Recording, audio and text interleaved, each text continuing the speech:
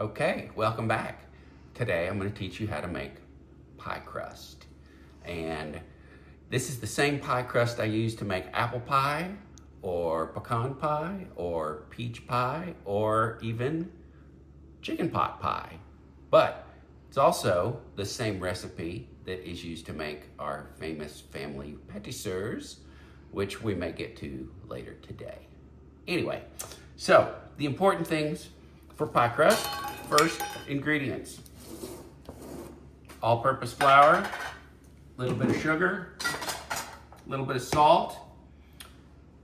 We're gonna make some ice water in a minute, and freezing cold shortening or butter or lard. We're gonna use 3 sticks of butter to 1 stick of shortening in the crust recipe today. This recipe makes 2 crusts, so it's enough for the top and bottom or a complete apple pie or the bottoms of 2 pecan pies. And it's about a 2.5 hour process, because after we make the dough, we're gonna refrigerate it for a while. So we'll have some come back, stop, start, okay? All right, here we go. First thing we're gonna do is measure out the dry ingredients, and we're gonna sift them. We're gonna use 4 cups of all-purpose flour. I like to put in 2 cups of flour, and then a little salt, a little sugar, maybe about a tablespoon, and then the other 2 cups of flour.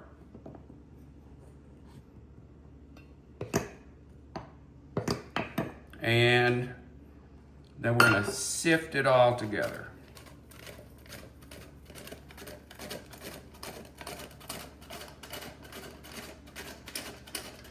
See, we're making a nice pile in the bottom of our bowl.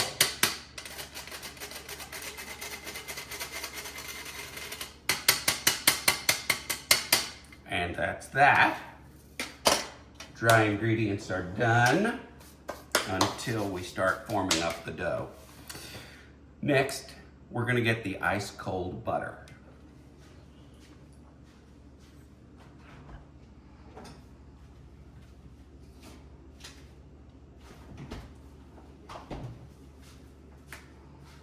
This is a sort of a wide cutting cheese grater. It's my favorite way to do this with the butter, although for years, all I did was take a knife and chop it into little bitty pieces.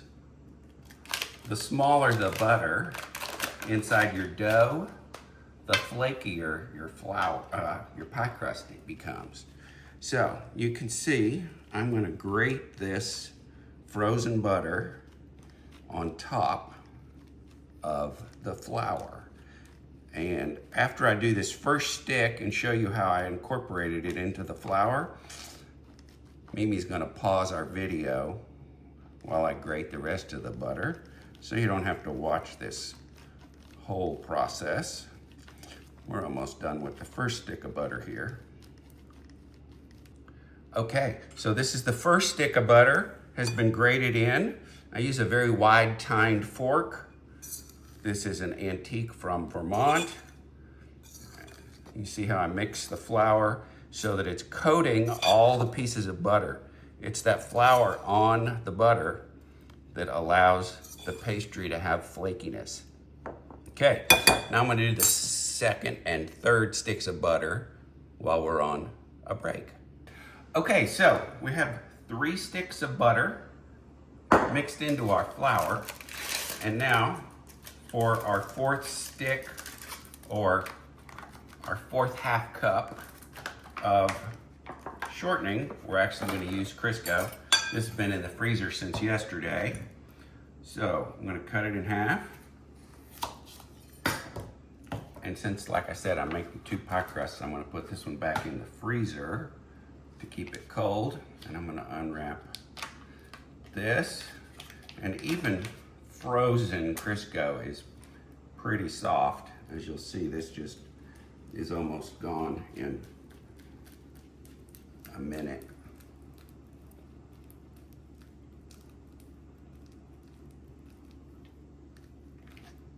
be careful that you don't take off a little piece of your finger when you're doing this. Okay, then we're going to use our big tined fork and get flour all over the grated Crisco.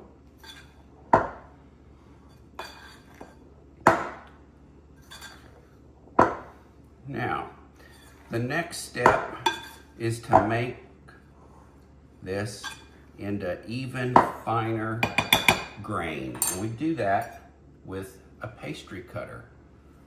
This was my grandmother's pastry cutter. And basically what I'm going to do is just push it in down to the bottom of the bowl and then shake it off and keep going. And the consistency of what's in the bowl will get finer and finer and finer, so that we have smaller and smaller pieces of butter and Crisco that are coated with flour.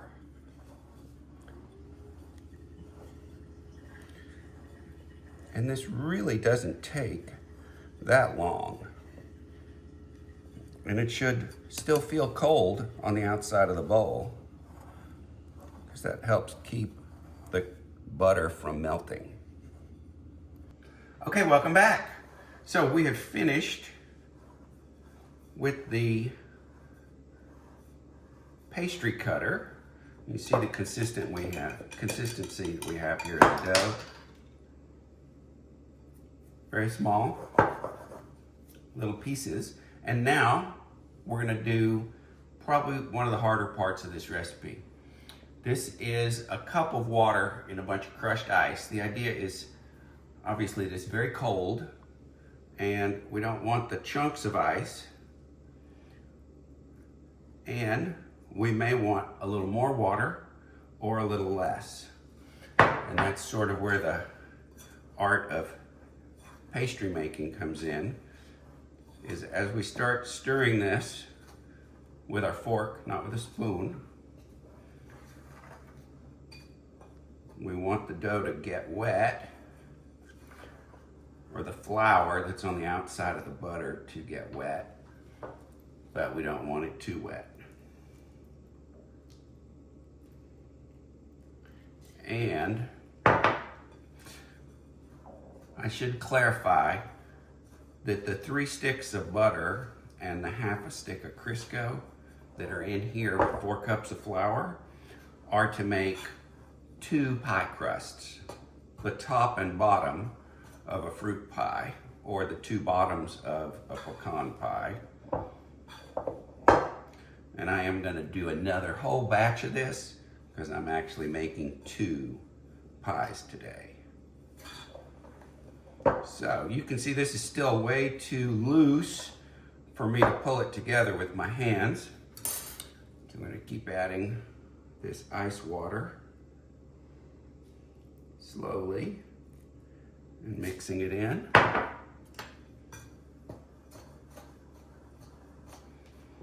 You see it's starting to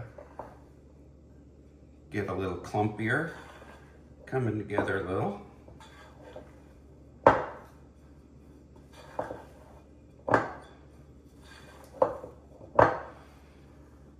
And it is a little messy, but it's a lot of fun.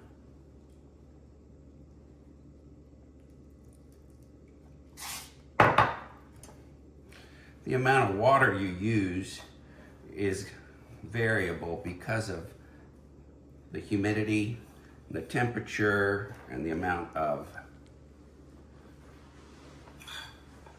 flour sometimes. As you saw, I didn't measure my 4 cups exactly, so we have different amounts frequently. But the general rule is a cup of freezing cold water. We're pretty close here to being able to make a ball. Maybe just a little bit more water, but not a lot. That's it. All right.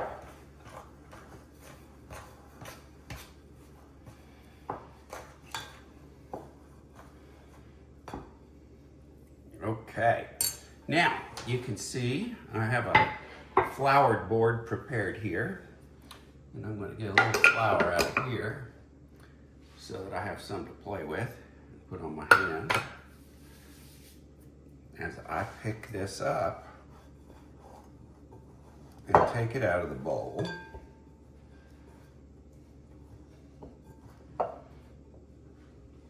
pretty much in one piece.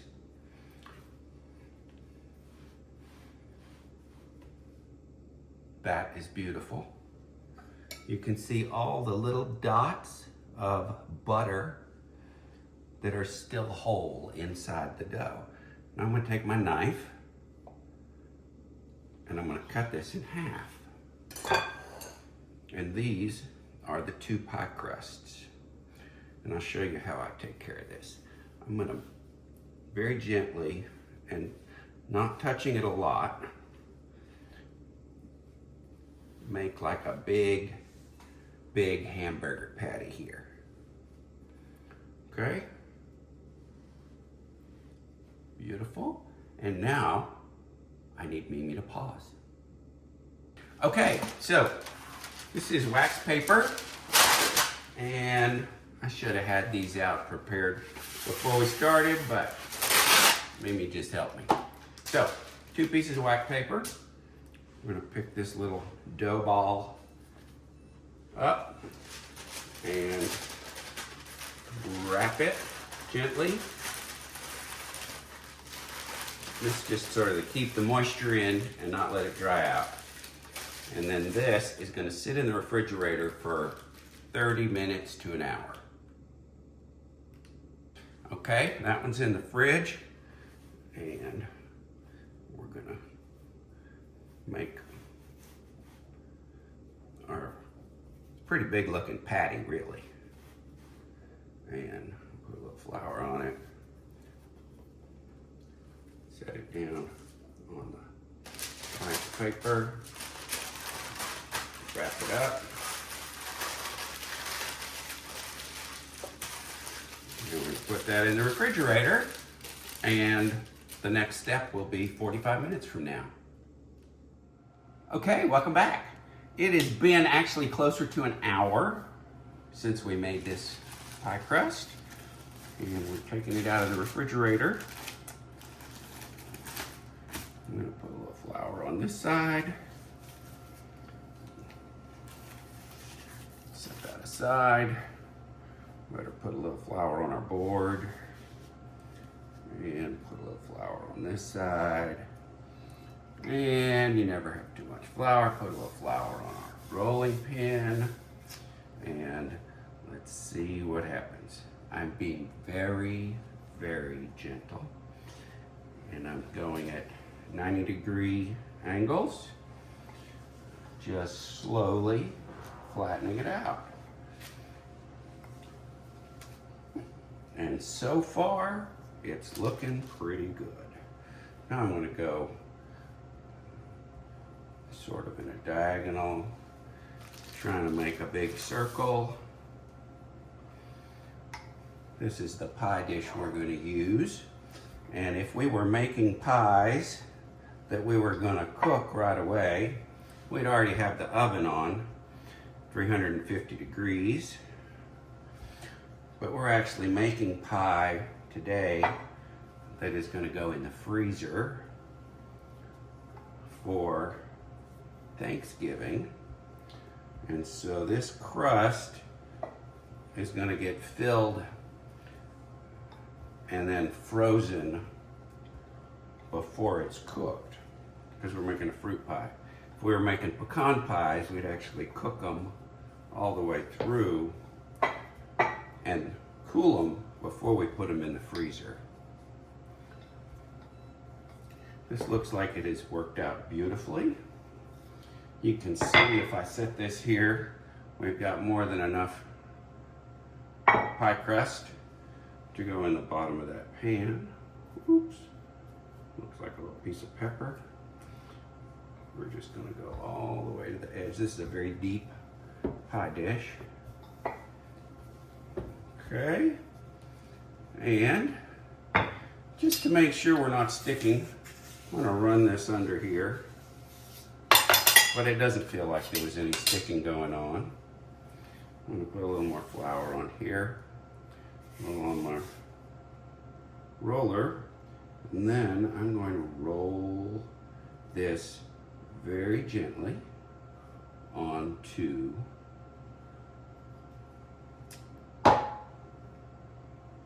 my roller. Get right to the edge and unroll it. And then give it a little shake. And down it goes into the dish. Is that beautiful? Yes, it is. Okay, so if we were making a pecan pie or something that doesn't have a top layer of crust, we would be essentially done. We'd want to trim this edge off here a little bit and make a little pretty edge. But since we are going to put a top crust on it, this is a complete pie crust for like a pecan pie. And since we're making a fruit pie, I'm going to roll out a top crust and we'll pick up with that in a different recipe.